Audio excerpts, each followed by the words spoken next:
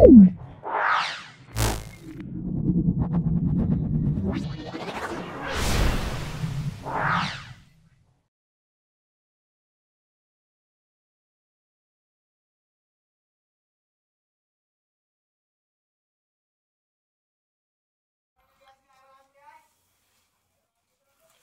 এসো আজকে model question paper 4 আমি সলভ করছি কেবলমাত্র গ্রুপ এ এবং গ্রুপ বি সলভ করছি। ভিডিওটা প্রথম থেকে শেষ পর্যন্ত দেখো, যেহেতু আমরা মানে বিভিন্ন টেস্ট পেপারে বিভিন্ন পেজ সলভ করেছি, তাই রায়ান মার্টিন শুধুমাত্র group A group be solve করে দেখাচ্ছি।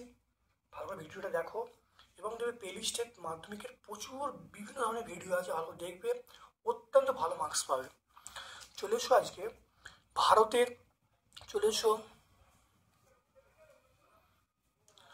এসো দেখো, ভারতের সর্বোচ্চ ব্যবহৃত জীবাশ্মের নাম আমরা কয়লা বলবো।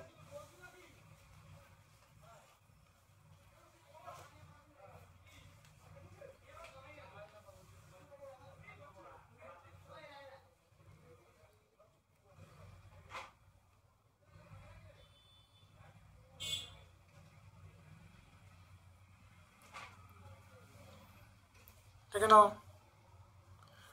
ভারতের সর্বোচ্চ ব্যবহৃত জীবাশ্ম জ্বালানি আমরা বলবো কয়লা বলবো। স্থির উষ্ণতায় নির্দিষ্ট করে গ্যাসের ক্ষেত্রে ঘনত্ব এবং চাপ পরস্পর সমানুপাতি। তাহলে বলো পি প্রপোর্শনাল ডি। পি মানে চাপ, ডি মানে ঘনত্ব। তারপর দেখো 12 গ্রাম, দেখে না 12 গ্রাম সি কে সম্পূর্ণ পুড়িয়ে CO2 উৎপন্ন করা হলো, তাহলে কত গ্রাম অক্সিজেন লাগবে। দেখে নাও ভালো করে, এটা কী করে হবে দেখে নাও। তাহলে দেখে নাও সি, তাহলে সি প্লাস O2, এটা বলবো CO2 বলবো। তাহলে এখানে সি মানে 12, এটা 12 গ্রাম, কার্বন ডাইঅক্সাইড মানে 44 গ্রাম। আমরা কি বলেছি, এটা কত অক্সিজেন, অক্সিজেন আমরা বলবো 32 গ্রাম।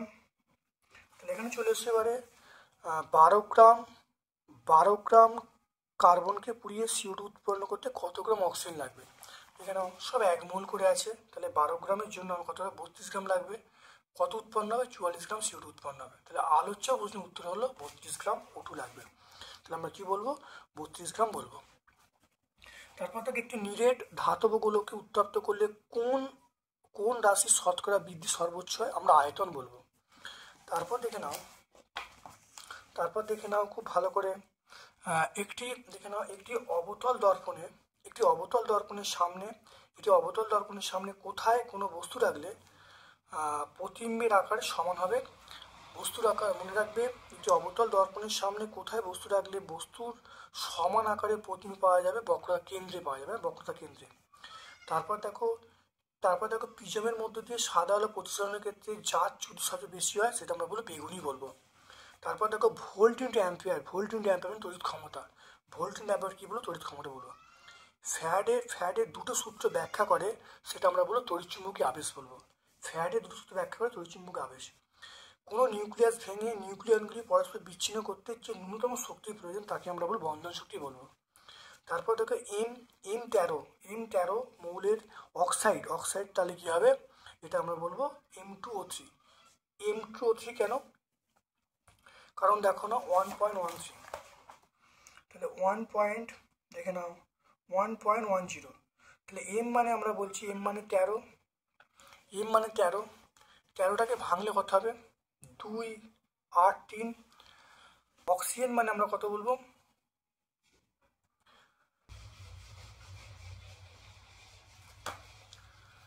অক্সিজেন আমরা 8 বলবো, এটা 2, 6।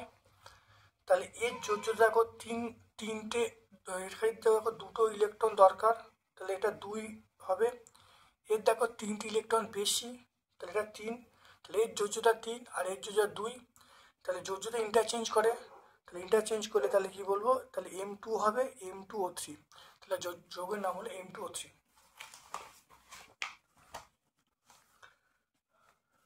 তাহলে কোন অপশানটা পাবো, এখানে অপশান ডি আমরা পাবো, অপশান ডি।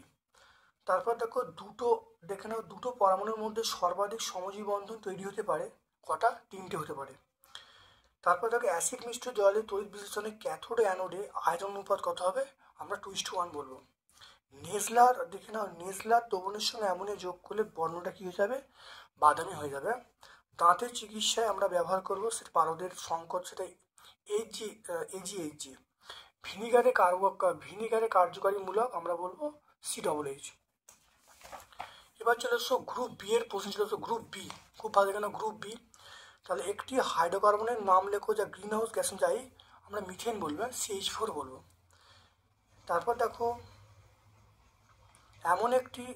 এমন একটি জ্বালানির উদাহরণ দাও যাতে কার্বন নেই অথচ তাপন মূল্য বেশি, আমরা বলবো তরল হাইড্রোজেন। আমরা কি বলবো, তরল হাইড্রোজেন। আগুনে বরফ বা ফায়ার আইস বলা হয়, সেটা আমরা বলবো মিথেন হাইড্রেট, 4CH4, 23H2O। তারপর দেখো 5.6 লিটার আদর্শ গ্যাসের টেস্টিপিতে পিভির মান কত, দেখে নাও এটা 2.3, দেখে নাও। আমরা জানি পিভি সমান এনআরটি, এটা পিভি। ইনের মান দেখো, ইনের মান দেখো যেটা দেওয়া আছে, মানে 5.6, আর তারপর দেখো 22.4। ইনের মান বার করার জন্য আমরা 5.6 বাই 22.4 বলবো। তাহলে 5.6 বাই 22.4, তাহলে করলে হবে পিভির মান এটা 1/4, 1/4 RT। 1/4 RT মানে আমরা বলবো পিভির মান আমরা বলবো 0.25 RT। তাহলে অ্যান্সার কত হবে, 0.25। তাহলে অ্যান্সার দেখো আসছে 0.25, থেকে দেখতে পেলে। তারপর দেখে নাও কঠিন পদার্থের দ্রব্যপ্রসারণ গুণাঙ্ক সেলসিয়াস ও কেলভিন স্কেলে একই হয়, এটা আমরা সত্য বলবো। দাড়ি কামানোর জন্য আমরা কোন দর্পণ ব্যবহার করি, আমরা অবতল দর্পণ ব্যবহার করি। তারপর দেখো প্রিজমের উপর আলোর রশ্মি I1 কোণ আপাতিত হলো এবং I2 কোণে নির্গমন হলো, তাহলে চ্যুতিকোণ সবচেয়ে কম কখন হবে, যখন I1 সমান I2 হবে, অর্থাৎ যখন আপাতন কোণ এবং নির্গমন কোণ সমান হবে। তারপর দেখো রোধাঙ্কের এসেকে আমরা বলবো ওহম মিটার, আমরা কি বলবো, ওহম মিটার বলবো। শর্ট সার্কিট হলে রোধ কত হবে, 0 হবে। তারপর দেখে নাও একটি তড়িৎবাহী ঋজু তারের বলরেখার আকার কেমন হবে, সমকেন্দ্রিক বৃত্তাকার হবে। গামা রশ্মির বেগ কত হবে, 3 × 10⁸ মিটার/সেকেন্ড, 3 × 10⁸, কারণ আলোর বেগের সমান হবে। একটি প্রাকৃতিক তেজস্ক্রিয় মৌল আমরা বলবো ইউরেনিয়াম বলবো, ভর সংখ্যা 235, প্রোটন সংখ্যা 92 বলবো। ক্ষারীয় মৃত্তিকা, দেখে নাও ক্ষারীয় মৃত্তিকা ধাতু এটা কোথায় অবস্থান করে, এটা আমরা বলবো 2 নম্বর শ্রেণীতে অবস্থান করে। তারপর দেখো পর্যায় সারণীর বাম থেকে ডান দিকে গেলে পারমাণবিক ব্যাসার্ধ কী হবে, আস্তে আস্তে হ্রাস পায় বা কমতে থাকে। তারপর তো O+O- এদের ইলেকট্রন আসক্তি অনুযায়ী সাজাতে বলছে, আগে O+, তারপর O, তারপর মাইনাস।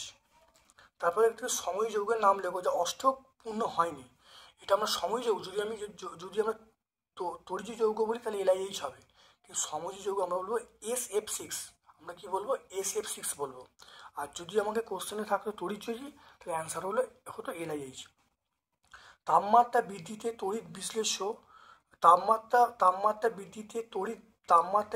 তড়িৎ বিশ্লেষ্য পদার্থের পরিবাহিতা বৃদ্ধি পায়। তামা চামচের উপর রূপোর প্রলেপ দিতে হলে ক্যাথোড হিসাবে আমরা কি বলবো, তামা বা বিশুদ্ধ তামাকে ব্যবহার করব। তারপর দেখো সোডিয়াম ক্লোরাইডের লঘু জলীয় দ্রবণে তড়িৎ বিশ্লেষণ করলে ক্যাথোডে সোডিয়াম ধাতু আর অ্যানোডে Cl2 গ্যাস উৎপন্ন হয়। তারপর চলে এসো ম্যাচিংটা, চলে এসো দেখো দেখে নাও হাইড্রোজেন ক্লোরাইডের সঙ্গে সাদা ধোঁয়া সৃষ্টি করে কে, সেটা আমরা বলবো অ্যামোনিয়া বলবো, NH3 বলবো। তারপর ক্যালামাইন হলো জিঙ্কের আকরি, ক্যালামাইন হলো ZnCO3। তারপর দেখো পর্যাপ্ত অক্সিজেন H2S দহনে উৎপন্ন হয়, সেটা আমরা কি বলবো, SO2 উৎপন্ন হবে। প্যাকিং ফয়েল আমরা ব্যবহার করি, তার নাম অ্যালুমিনিয়াম ব্যবহার করি। তারপর দেখো